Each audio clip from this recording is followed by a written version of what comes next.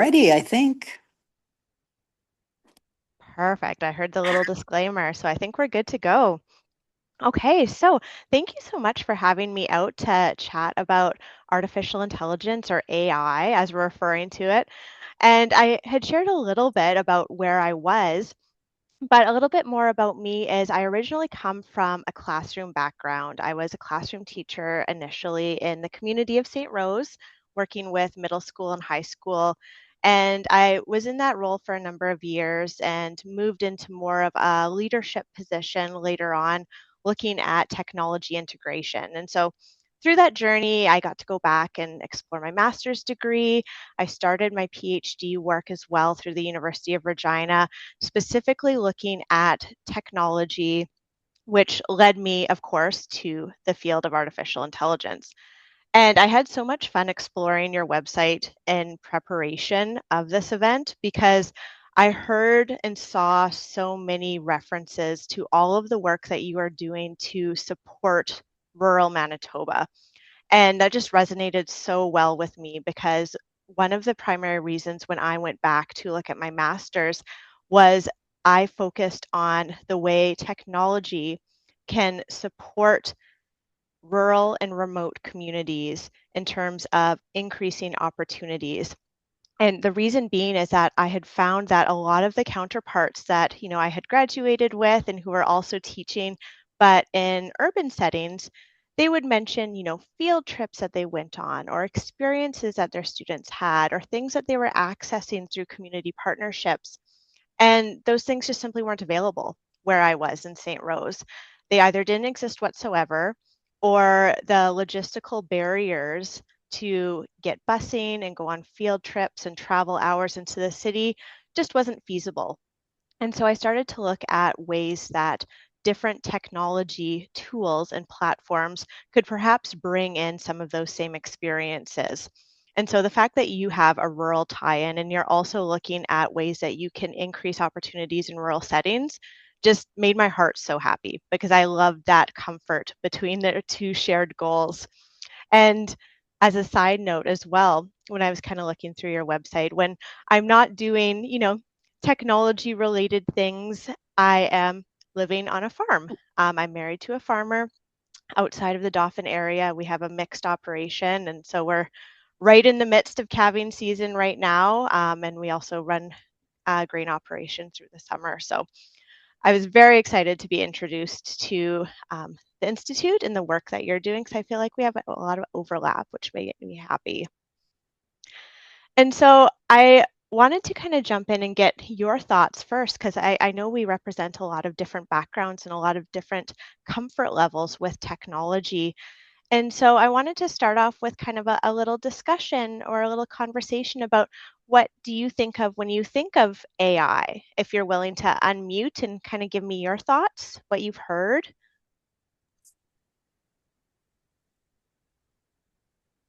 Sure, I can Okay, I can go. start. Go ahead. Everybody jump on in. When the most that I knew about AI was the chat bots when you would try to have a live chat with like Bell or whatever, and it would come Yep, on the chat bot first, and that's kind of pretty much all I knew about AI. great example. I love it. I can do next. I find it annoying when I get a text that AI wants to do the answer. I'm still able to do that myself. Same as if you want to use Word on your whatever computer and want to write something, AI thinks they have to help me. That built-in integration, whether you like it or not, right? Yes. I get Back, okay. oh, This is Liz. I guess when I first heard of AI, it came out, and then all of a sudden, it seemed to be so advanced that, like, I really don't even know. I mean, other than artificial intelligence, and like you say, when you do on computer or texting or whatever, there's words come up or letters come up that you don't want. But really, I don't know. I guess what is the purpose of it? I guess is to me that's what my thoughts are. That's really valid. Thank you for sharing that. I had my first encounter with someone asking me if they could use AI on Monday. I have finished chemotherapy treatment in November, and now I have to go for what is called an infusion. And the term that the nurse used was a bone builder, is what they are injecting into me over 8 treatments for the next 3 months, every 3 months for 8 treatments. So basically over the next 2 years. And the oncologist, well, she's a family doctor who does oncology work, said to me when she came into the office, she said, I have to ask you a question. She said, I'm using AI to transcribe my patient notes. And are you, she went on to explain a little bit about it. And she says, are you comfortable with doing it? If you are, that's fine. If you aren't, that's fine as well. And so I said, sure, I'm comfortable with it. And so she did. She recorded for AI transcription, I guess, however it happens magically in her phone for the appointment that I had on Monday. Just a point of reference too. She said all of the doctors in the province of British Columbia, AI is provided for them. The name of the program is Heidi, and it is a medical AI program. And she said all of the doctors in British Columbia have it provided to them. But in Manitoba, she has to pay for it herself if she wants to use it.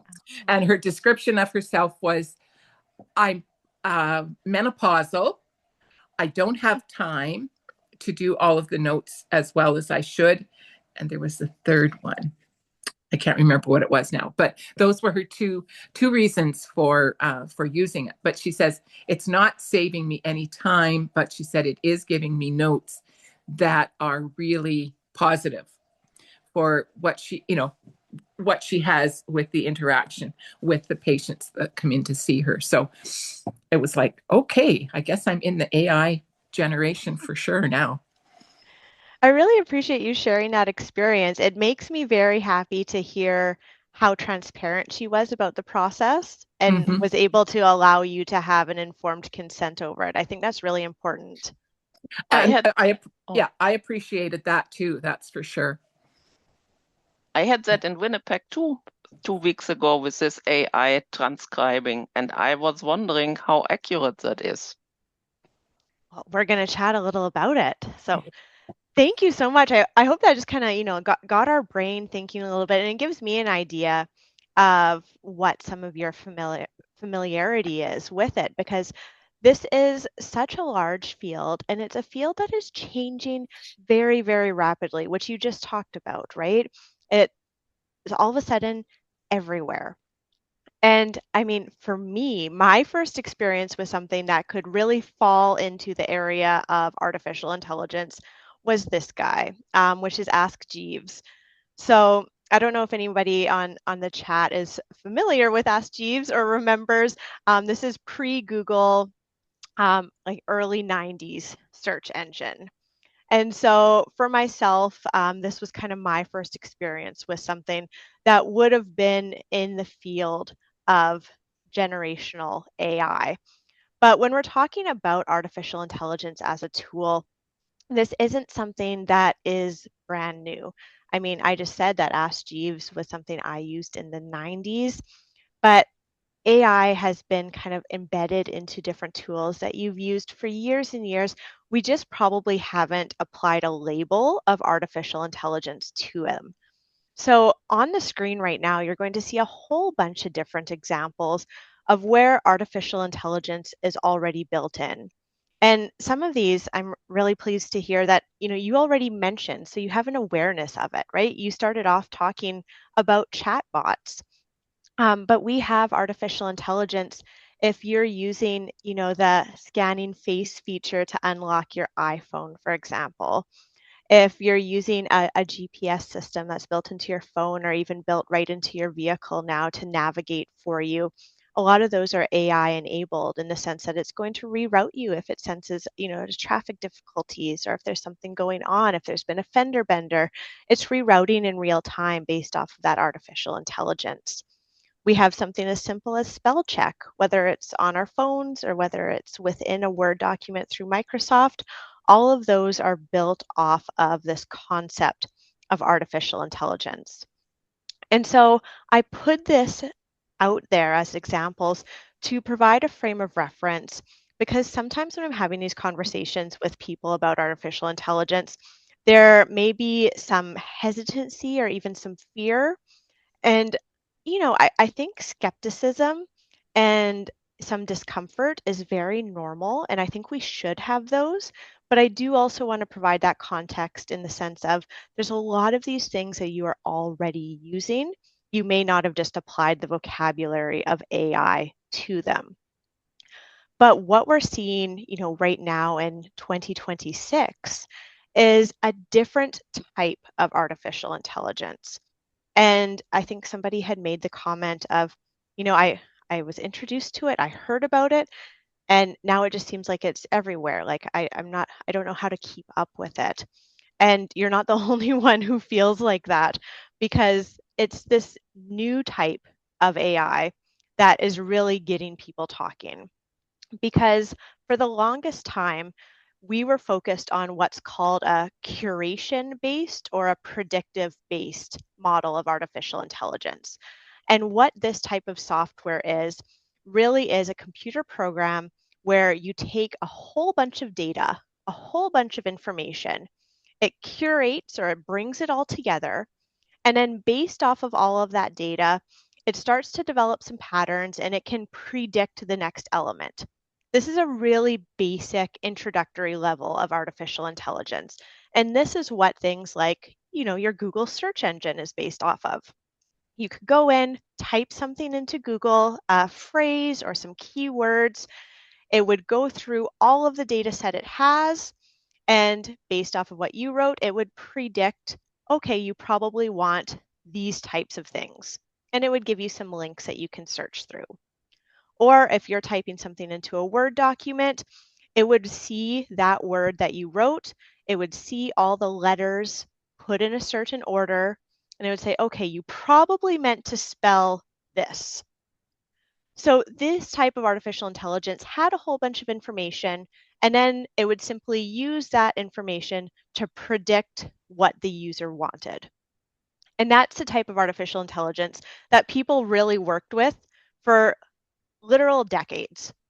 And it was something we were comfortable with. You never really questioned it. And it didn't really cause a lot of spur. People didn't even realize it was AI, so to speak. But what happened is we then got introduced to a new type of AI. And this is referred to as a creation-based or a generative AI. And this is new for us. Now, this started really to grow in popularity in the fall of 2022. So it is still relatively new when you look, like we're not even, a solid 4 years out, but it's grown really, really fast. And the reason why is we attribute this to the fall, November actually, of 2022, when a company called OpenAI launched a tool called ChatGPT to the public. Now, ChatGPT was this type of creation or generative AI, and it was really the first time that the general public had access to this type of tool. And it grew very, very quickly. The reason being is that you didn't just have this program called ChatGPT, but OpenAI as a company did exactly what their company is called, OpenAI, meaning that they took their software, it's referred to as a large language model. You'll sometimes hear it referred to as an LLM to represent large language model. And they took that software and they made it open, meaning that any other type of company didn't have to go through all of that development, all of that research.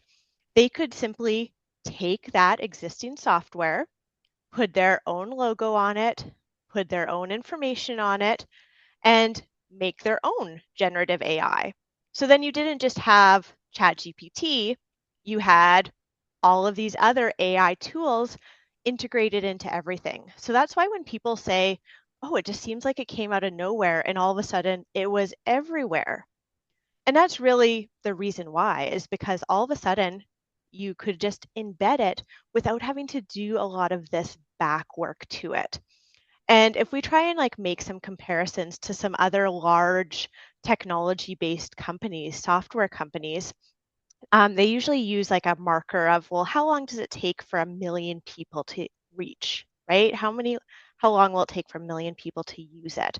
And so if you're looking at something like Netflix, the streaming service, right? When Netflix first came out and you still had to mail out to get a DVD and they would send you a DVD in the mail, it took them 3 years before they reached 1 million people.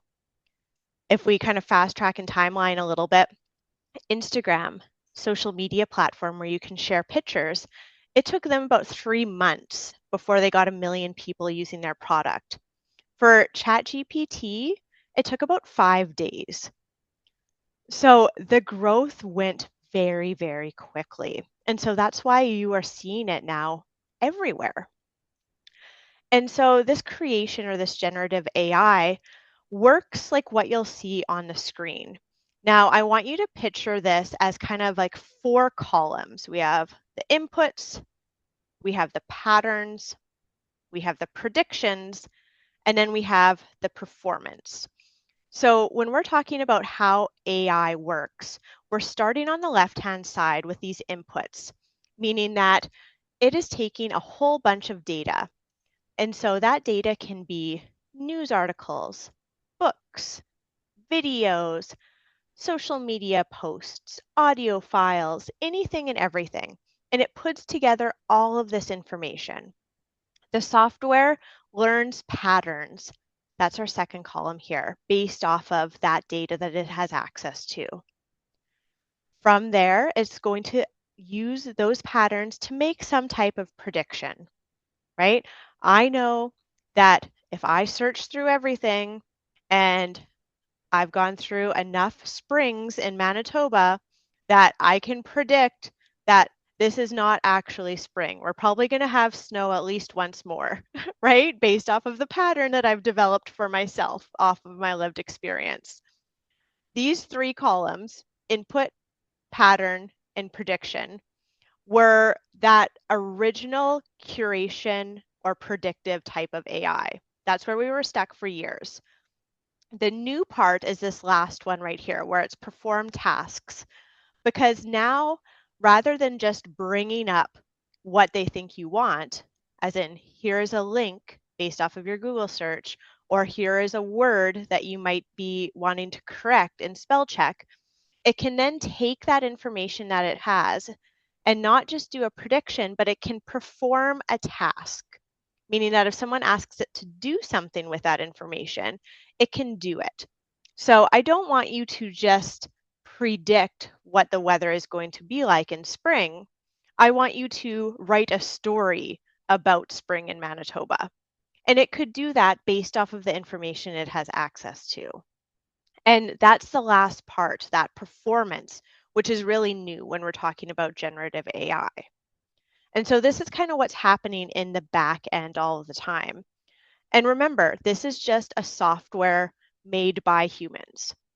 It is not sentient. It can't think for itself. It is not going to take over the world. It is a software made by humans for humans.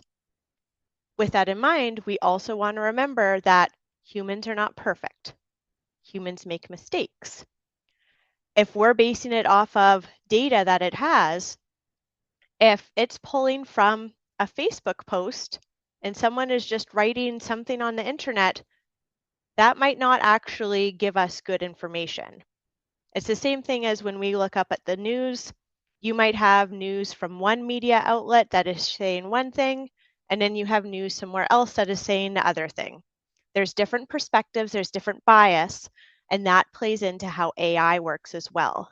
because you'll notice that these 4 steps, input, pattern, predict, and perform, we don't have a step that says, make sure it's accurate or make sure it's correct, because a computer can't do that, right? What is correct can be very subjective. And so it's up to the end user to still play a role in determining if AI is going to work for them.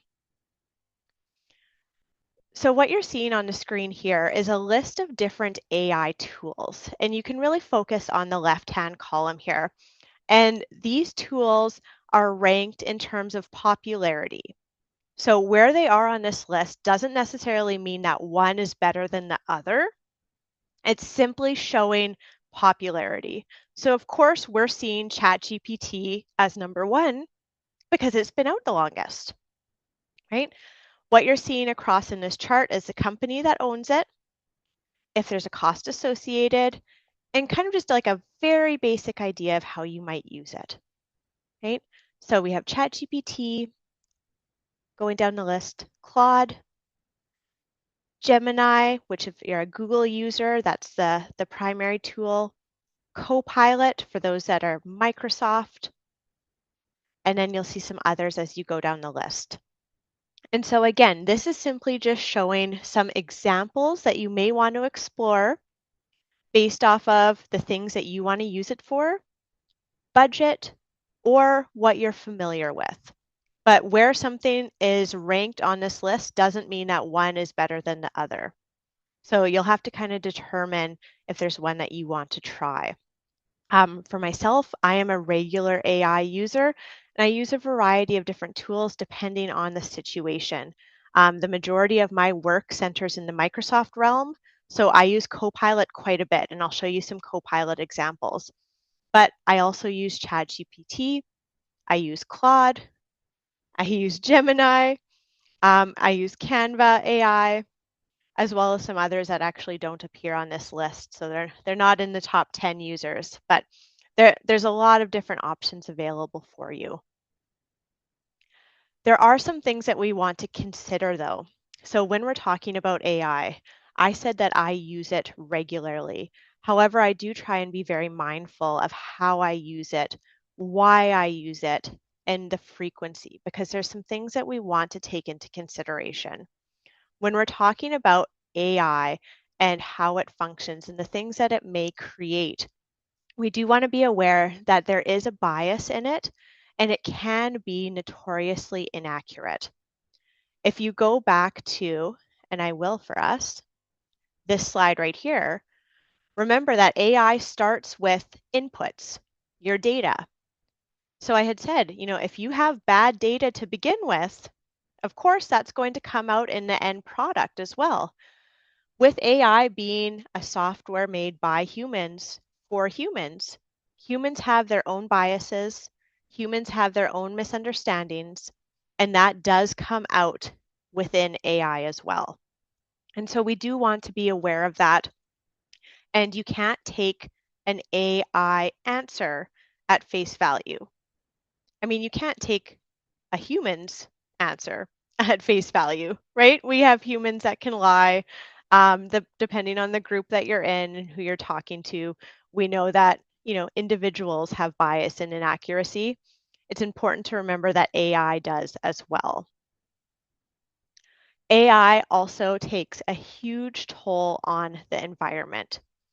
AI as a technology relies on something referred to as servers. This is a technology hardware where data is stored and data is managed. These types of servers use a lot of energy. They require rare earth minerals, and they use a lot of water because they are very, very hot. And the systems that are used to cool them use water, and they use fresh water. And so when we're talking about people using AI, every time you put something into the platform, it is, of course, using those resources, meaning that there's going to be more mining. And then you, of course, have to ship those minerals. You have to process those minerals. It's the same process, of course, that we use with our smartphones and our laptops, for example. but it's at a much larger scale. It uses a lot of energy.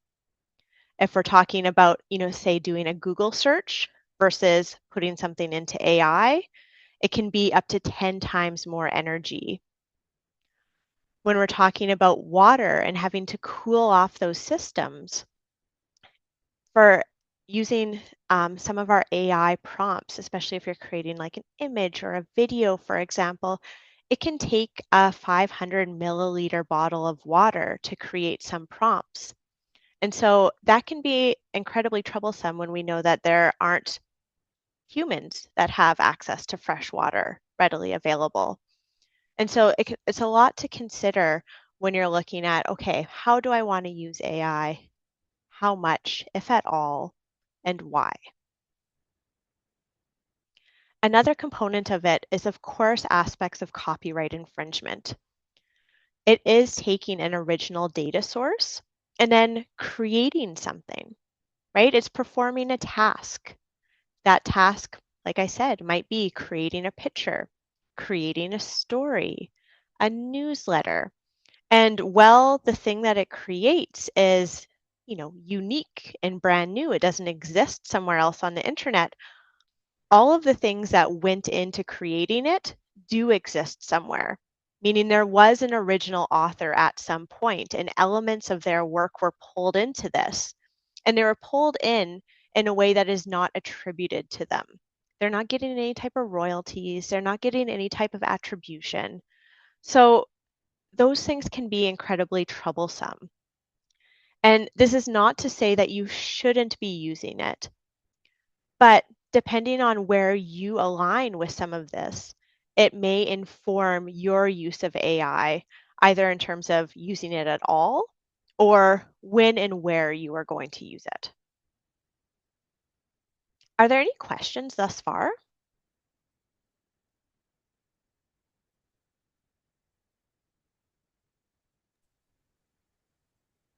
Not from me anyway.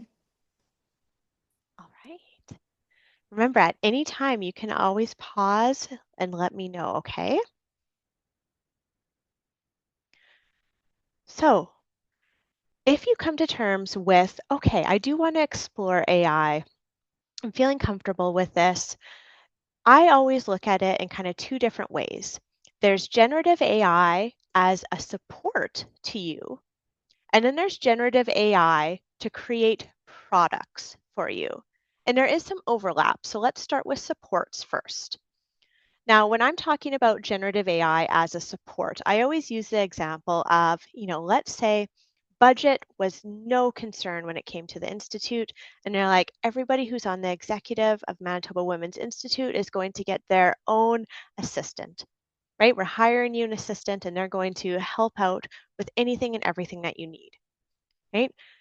You're getting a document sent over from government, perfect. They'll summarize it for you and give you the points, right? You need to send out a newsletter. I saw you guys had some fantastic newsletters that you put out, I think, quarterly on the website. We're going to rewrite some of that and make sure it's accessible to everybody, right? So when I'm talking about using generative AI as a support, these are some of the things that it could do in the absence of, let's say, a human assistant. So it can summarize these things for you. It could rewrite something to make it a little bit easier to understand. It could help you with something like scheduling, right? I have these 10 tasks. I need to do them by September. What's a good outline for this? So these are some options as a support. It's not really creating something for you, but it's going to help you reach an end goal. Now, alternatively, generative AI can actually create products as well. And so when we're looking at products, this might be creating a report, right? Drafting an email, a grant application. It's actually like making something tangible that you would then go and use in another setting. Now, I always remind everybody, right? We know that bias and inaccuracy exists. And I think even if you were given an assistant, for example, and you said, okay, assistant, you were working great. I want you to create this report for me. It would be a very rare situation where they created a report and then you just mailed it off without ever reading it, without ever checking it, without ever proofreading it. That wouldn't happen.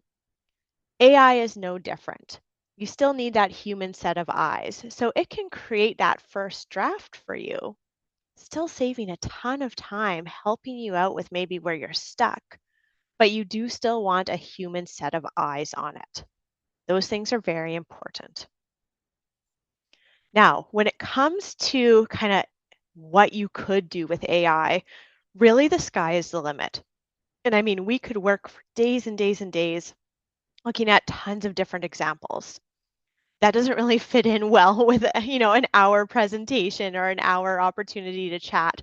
However, it is way easier for me to list the things that we shouldn't use AI for. And so when I list the things that we won't use it for, that means that anything else not on this list is up for the taking. So when we're talking about AI, I say that, we really shouldn't use AI to draft a personal communication. There is so much importance on real relationships. And I think a lot of the work that you are doing to support communities and empower women relies on authenticity and trust in relationship building. And I think, like you had mentioned, like when I jump on here and it wants me to the AI wants to answer my text for me. It wants to answer the message. And I can do that myself. Yeah, you should do it yourself because we've all received an email or a text where it says dear valued customer. And we know that no human wrote that, right? And it kind of gives you a weird vibe right off the start.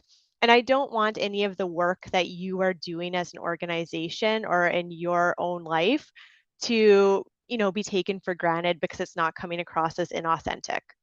So I always recommend that we probably shouldn't use AI for personal communication because I mean that's something that is very uniquely human and I don't want you to offset that to a tool. Another thing is something that is internal, meaning that it's not forward facing, that it's private or confidential. And I put organizational internal information. This might mean Manitoba Women's Institute as an organization, or it might mean maybe you're going off and using AI in another volunteer position, or if you're employed in the community. If something is not forward facing information, don't put that information into an AI tool because it's then going to go out and be used by other people as well. And if it's internal to your organization, it's internal for a reason. It's confidential for a reason. So you don't want to put that information into an AI tool because you would be opening it up to other people to access. With that being said, you of course don't want to put in anything that would violate FIPA or FIA. And I didn't think that really applied necessarily to your work specifically in the Institute, but I wanted to mention it because I wasn't exactly sure how you may decide to use AI for your own personal use, or again, like I said, take it back to another volunteer role or an employment role. If you do decide to use AI, make sure that if you are employed somewhere and they already have an AI policy, or Manitoba Women's Institute or a larger governing body has an AI policy, and if that policy applies to you, make sure that you don't violate it. I kind of put this in as an open disclaimer, right? Because I could say, oh yeah, use it for this, but if you're employed by somebody and they say, no, we're not using it that way, obviously they're going to trump whatever I say, right? So that's kind of my little open disclaimer. If you are using it, don't do so in a way that would violate any type of policy that already applies to you. And then I always mention, don't use AI on a topic that you're unable to critique yourself. I always make the joke here on the farm that I could use AI to ask, how would I change the spark plugs on my van? And it can give me a big long list and it can give pictures and it can give a full walkthrough on how to change spark plugs in the van. Well, that doesn't change the fact that I personally don't know what a spark plug looks like. So I would have no idea if it was telling me the correct thing or not. And if I followed blindly exactly what it was telling me, that could end up very, very scary. So apply that in whatever situation you're using and focus on using AI in a way that you're able to actually be able to tell, okay, yes, this is a good example or not. So I did an example where I jumped onto Microsoft Copilot and I had said, create an infographic about Manitoba Women's Institute using their website as a reference. And then I just copy and pasted your website over from what I found on Google. And it made this picture in a second, right? Which I thought was pretty nice. It pulled in some of the colors that were on your website. I didn't get any immediate red flags in terms of, inaccuracies, but like there's some stuff that maybe isn't, as clear as if you wrote it yourself. But I mean, if you don't have a design background or a graphic design background, if you need something really quick, this is in a way that AI could be a starting point. And I mean, this is just draft one. I could have easily gone back into Copilot and say, change out the icons for real pictures, for example. And you can do a back and forth. This would be an example of where it can create a product for you. Another example is I was looking at your website and I saw that there's a lot of work done in terms of resolutions, right? Where you're petitioning government. And so I looked on your resolutions and I went through your search tool, which was really helpful. And like you guys have done so much incredible stuff for the community. And I specifically went to 2025 because I wanted something that was a little bit current. I didn't know how current everybody was in your membership. So I thought 2025 would give me a good example here. And so I went into those 2025 resolutions. And then I also went into your About tab because I wanted to make sure that I really understood Manitoba Women's Institute. And so you had the Manitoba Women's Institute Act. It was a PDF that was linked in that tab as well. And so I decided to put those two together. Now, this slide is very, very busy. So bear with me here. I want you to focus on what's bolded up at the top, right? So remember, Copilot is one of those tools that is in Microsoft Word. And so I went in there and I said, I am using Copilot agent mode in Word. So this is a Word document. Said draft a prompt that I can use to create a robust action plan to tackle the following resolution of the Manitoba Women's Institute. Now, what you're seeing here in the middle is that resolution from 2025 on the rehabilitation of incarcerated individuals with drug and alcohol addictions, and I just copy and pasted it exactly how it appeared on your website. And at the bottom, I said, kind of whatever we do up here, it should be in alignment with their act, which is attached. And then I attached the PDF. And so I wanted this to take your resolution, take who you are as an organization, and then create some type of action plan based off of that. And so what you're going to see here is a video. And this is going to kind of go in real time here. And so I went into Copilot in the side of my Word document, and I went into Edit. And what I did is I copy and pasted. I'm going to pause our video here just for a second. What you're seeing on the right-hand side is I copy and pasted a big long paragraph based off of what was in the previous slide. It gave me this big long thing to copy and paste, right? That I wanted to create this plan and that I wanted all of these different things. And so I copy and pasted it over and I put it in, and I'm just scrolling through to see how long that actually is. That was done in just a second, right? There wasn't any sort of like committee meeting. There wasn't a back and forth. And so I copy and pasted it in, I hit go, and that little Copilot, you'll see the little dot there, is jumping through. And the Word document is creating itself in real time here, right? This action plan as a response to that resolution on the rehabilitation program. So based off of what the AI tool has put together, it's creating this document with this action plan, this rationale.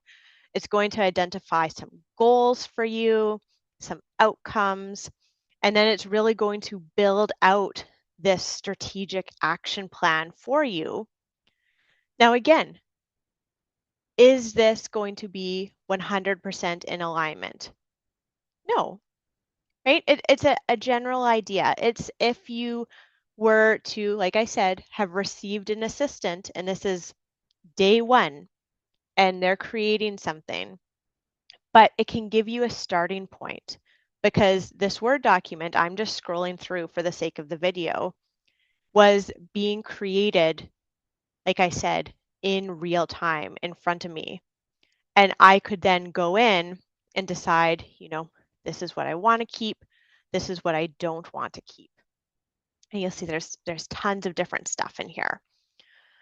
And I want to finish off the presentation by actually moving over to that Word document. Are you able to still see the screen, but it's now showing a Word document? Yes. Okay, fantastic. And so this is the one that it created. I haven't edited a single thing. I haven't touched anything, but you can see if it was something that you had wanted to do to respond to this resolution, it's identified some goals. These are just an idea based off of all of those links, but you as an organization could go in and change any one of these. It gives you a starting platform, right? It's given you a section on strategic actions. So here's some advocacy things that you can do. Here's some community education. Here's how you can mobilize your volunteers. Here's how you could collaborate with experts, researchers, and training institutions. Public awareness, some data-formed recommendations. And then it gives you a whole timeline. Here's some things that you can do really quick within a year, and longer term, up to 2 years here. And then here's who's going to do what, right? Local, district, provincial, partnerships. Here's what you need for resources, right? It gives you some risk assessment, gives you an evaluation plan. And so these are ways that you might be able to leverage AI. And I made this action plan based off of a resolution, but you could replace resolution with whatever you might want to do, right? Replace that with, here's all the things in my cupboard and I want to make sure I use my groceries effectively. There's tons of different options, but I hope that kind of gives you perhaps a better idea of what AI is, some little behind the scenes of kind of how it works and some things to take into account, but also leaves you with some examples that, maybe get you excited or gives you some ideas to start with moving forward. All I see is what you showed us there, and I don't know how long it took your the co-pilot to put that together, but all I see is a couple of days of brainstorming and working on a strategic plan that a group would do, and it was done in likely a matter of a few minutes by AI. For context, I did that specific example at around 6:40, and so that it included, the time it took to actually do that, but then record my screen, save the file, upload it into the PowerPoint, get it ready, and then still jump on Zoom with you at 6:50 or whenever I checked in. So really quick. Okay. So 2 days work, intensive work from a group of people for 10 minutes for co-pilot to do it. And again, as a starting point, right? Right. And then you can use that time as a group to really refine it and make it exactly what you need. The problem or the advantage of Copilot is it doesn't yap in between. It doesn't talk to anybody. Like if you have a group of people, there's always this yapping in between and then it takes longer. Sometimes the But you're best getting all ideas sorts come of from the yapping. you get good conversation sometimes, but sometimes not. Yeah. I'm not saying that the yapping is wrong. We need No. some yapping. Yeah, you do. You do. That's where you build some trust and some I'm not sure what the other word is I want, but uh you build relationships in doing that too. Exactly. Yeah. But this would take work out of some of the initial stuff, and then you could really get to the meat and potatoes quickly. 100%. Yeah. Liz, I see your hand up. Yes. Well, first of all, Kristen, thank you very much for the presentation. It gave me a little better understanding of the question that I put forth earlier. I can understand a little bit more. So then what you're saying is Gemini, Copilot, or even Canva for that matter, they're different platforms, but they do basically the same type of work as what you had done for that presentation, like on resolutions.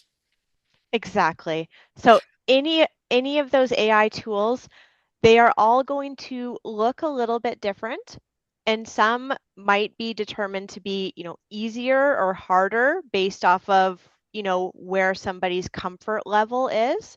But in terms of like functions and features, they can all do the same thing. Well, it's surprising because just you mentioned Gemini and or Gemini or whatever you want to call her. It just appeared on my Chrome, whatever it was, just in the last couple of days. The other question or thought that I had was, does AI sort of create more spam emails? Well, it definitely can. I mean, in the example where you saw how fast it made that Word document, right? And so it can create any type of messaging just as fast, if not faster, that can then be pushed out to, any number of emails or phone numbers or whatever the case may be. We So want to use big. AI for good and not evil, though. Well, Word, that's Word exactly. documents and not spamming people. Okay, there was a sorry that'll be taking a little time. You also used the word e-payment in the very first slide you had. Is that also affecting like when we do e-transfers, like you were listing all different things that we just have been using and didn't realize it was AI? Is Yeah, that so also e-payment the same thing? yeah, so e-payments can have AI integration into it in the sense that if you have, say, a subscription where, you're making a regular payment, an AI and artificial intelligence is going to recognize, okay, well, like you're always making this transfer at the start of each month. And so it will kind of like budget items for it. Or if you have, for example, GPS on your phone, then it might automatically change to USD, for example, or it might change to UK currency because it recognizes and okay, I'm going to switch it automatically based off of that AI. Okay. Well, thank you for those answers. I probably have more, but at the same point, I want to let everybody else take a turn. Of course. Thank you. Michelle, I see your hand. Yeah, I mean, it gives me a good idea of the good things that it can do and how you can use it really effectively to save a lot of time. The only thing that sticks in my head is there's so much talk now of students using AI to write their essay or to do the work for them.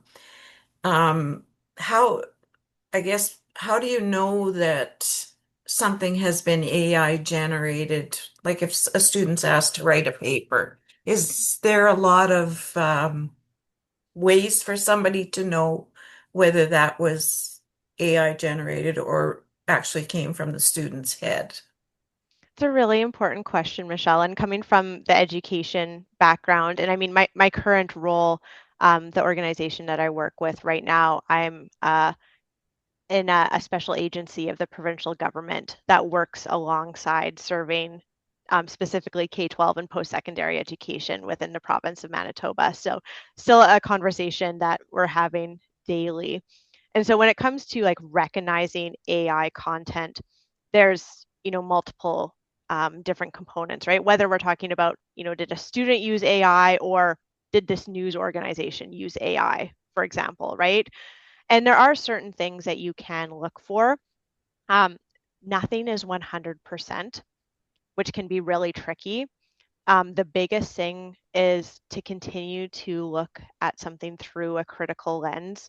You want to try and determine, okay, who is the author, who is saying that they put this out, whether that, this is a student, right? And Jackson Thompson, I'm using my kid as an example, right? Jackson Thompson said he put this essay forth, or Maggie at the Free Press is saying she put this news article forth.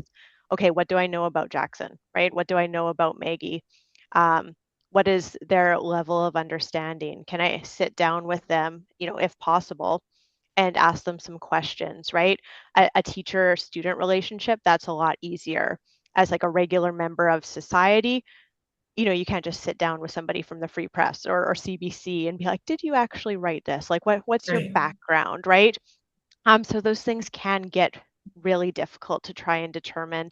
Unfortunately, there isn't anything that is 100%. So it relies on end users being very critical consumers of whatever media, whether it's entertainment media or whether it's media that is part of your employment as a teacher, right? You're taking in that essay or that paragraph or assignment. But a lot of it will come down to, okay, what other evidence do I have? Can I get more information? Can I cross-reference this? Can I have other conversations? But in terms of like any tried and true recommendations, there isn't like a one size fits all, whether we're talking about a teacher student or whether we're just talking about societal understanding. And I guess, like you said, if the student doesn't have a lot of basic understanding of the paper that they submitted, that's pretty evident, on who wrote the paper. The only thing that scares me is you hear so much, you know, what AI is doing in a negative way, and it's kind of scary, like to know that, like what happened in BC with those kids. Like, I don't No, know. It's I think that's a very valid concern and a very valid criticism, right? And it's something that I really try and emphasize when we talk about it being, a software made by humans for humans. Like I'm looking at, your little thumbnails, right? And I know I don't know you personally, but we're representing, like a lot of different ages, right? And a lot of different instances when we went through the school system. And we probably all know of, people who cheated on a test or, cheated on their assignments. There's lots of different strategies and ways that came about. And so naturally, those type of elements are now in softwares. And it's like, how can I use this digital tool for it? Unfortunately, humans being humans have, struggles with mental health, have struggles with relationship, and had really challenging situations and have done harmful things prior to AI and now do that with AI too. And so those kind of things are societal concerns. AI can make that more accessible, which can be right. the scary part, right? So it is a valid criticism. Yeah. My daughter teaches on a Hutterite colony in Prairie Spirit, and she can quickly call out some of the students who have done the grab it from AI and hand it in, and Miss M's not going to know any different. But what they forget is that AI is not Hutterite generated, and so there are words that AI uses that a Hutterite student would never use in a conversation or in a paper. So And she knows her students, right? So she picked yeah, up on that right away. yeah.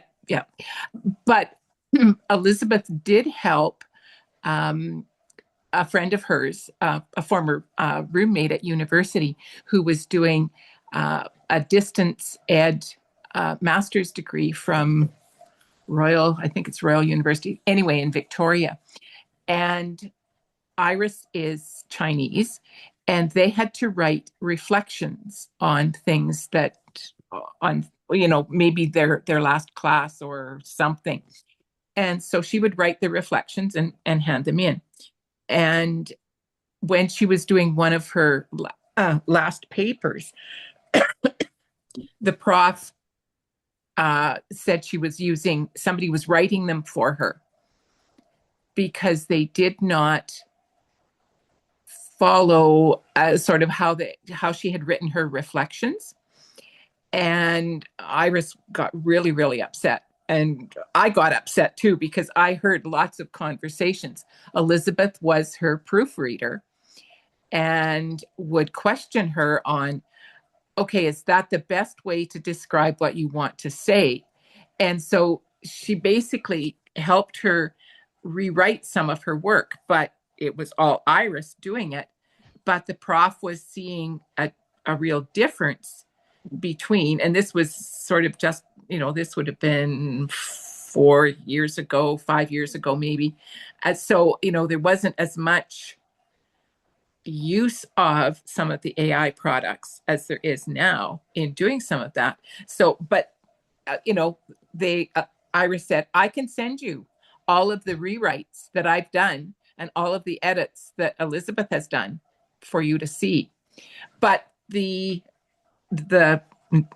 reflections, she didn't do any work with the reflections because it wasn't her reflection, it was Iris's reflection. So it was straight out of Iris's use of the English language and vocabulary.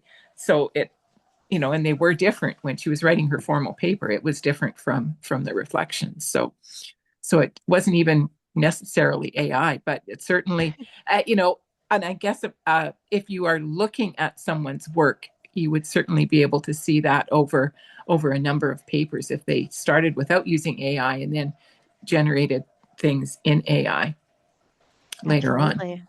Yeah. Thank you for sharing that anecdote.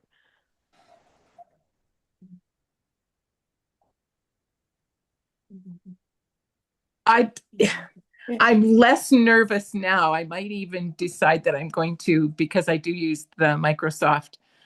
So Copilot might do something for me. It did want to do, I do the fair book for the Agricultural Society in Minnedosa.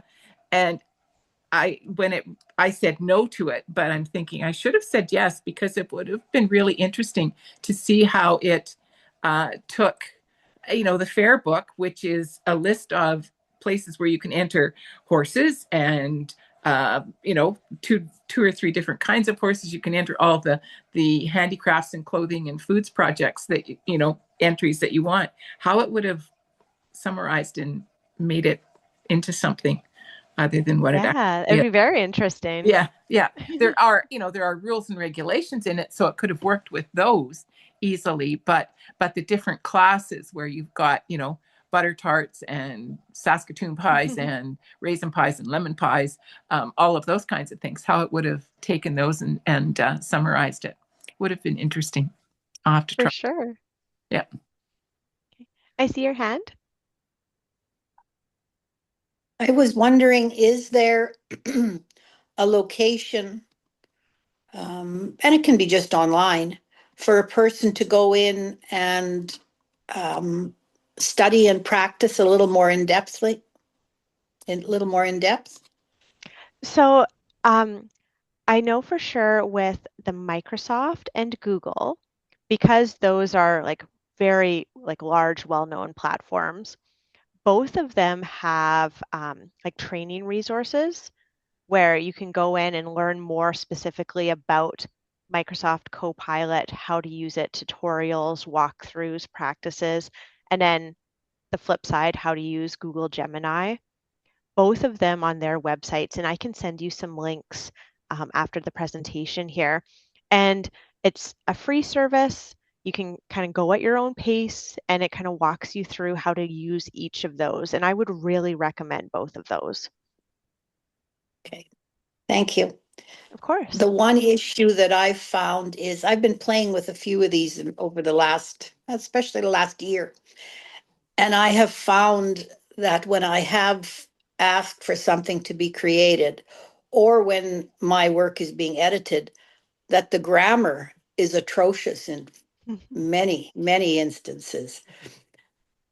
So your concern that something be distributed prior to being reviewed by an actual human, to me, really, really was an important caution to share. No, I appreciate like you reaffirming that, because yes, you always want to make sure that you check everything over. And I mean, the systems can get better. There are some ways to refine it, and you can, specifically ask for a certain level of formality. But again, it is not going to be perfect. And so you do need that human eye on it at the end. Liz, I see your Thank hand you. up again. Yes, I did. Just when Deborah mentioned some of that stuff, I just realized I had received a letter or email from the actual Zoom, where it says their latest AI breakthroughs, and it tells you experiences and things like that. And also has one of the topics was achieve more together across Zoom, Microsoft, and Google with AI Companion. And when I saw that AI Companion, it's now that when you want to get into Zoom, you get this screen, I guess you want to call it, with this AI. It always appears before you can actually Yes. sign in. Yes, it wants to default to it, right? Yes. So this is something else, and I haven't opened this up or anything like that. But now that we're talking a bit about this, I was just wondering if I should even try and see if I can get on them to see what Zoom has offered too, in these different platforms. Well, in terms of the Zoom one specifically, their AI integration would be like taking a meeting such as this, right? And, perhaps summarizing all of the notes that I put in, or like if we were part of a meeting where perhaps, the chat was just full and people were typing back and forth and back and forth, a tool like their AI companion, once that meeting was done, it could send you off, because it says Microsoft or Google integration, right? Send you off a Microsoft Word document or a Google Doc of, here's all the things, here's all the points that Liz had, here's all the points that Anne had. They agreed on this, they disagreed on this. Here was the things that Kirsten said, right? And so it would summarize them in those ways. So Thank could you. it summarize minutes from a meeting for you then to It put into the could. minutes? It could, yes. Similar to what you had described with what your doctor had used with you, right? Okay. Having a Mhm. conversation, it's going to transcribe and put them together.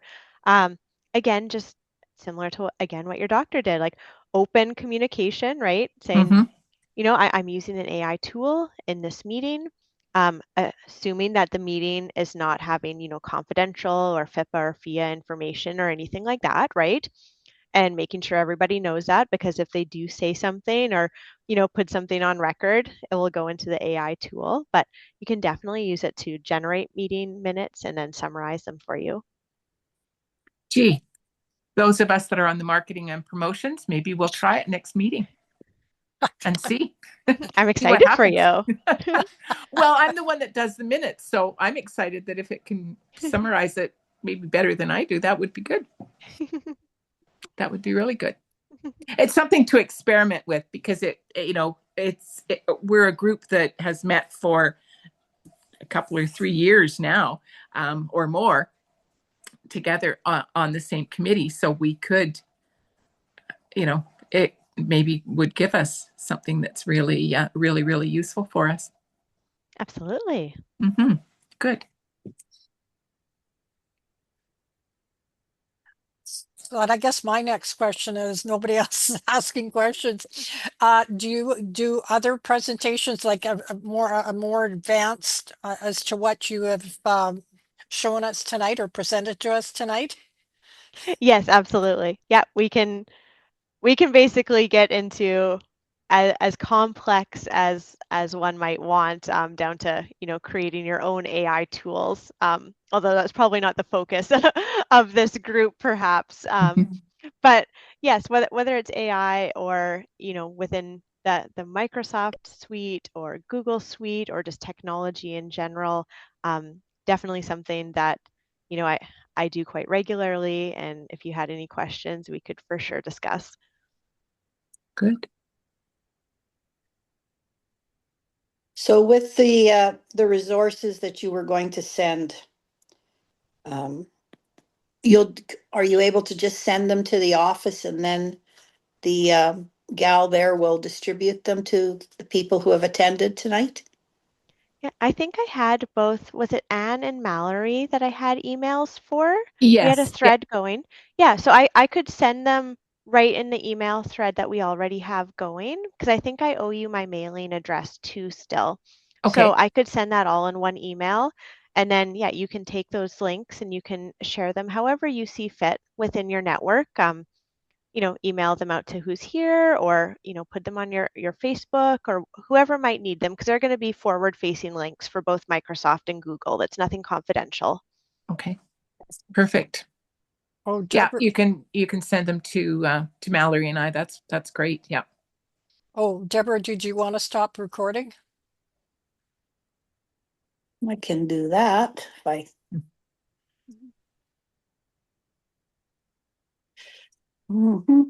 Recording, where are you here?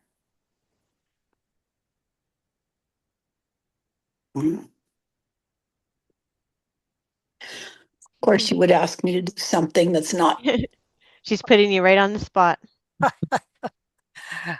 Oh, let's see.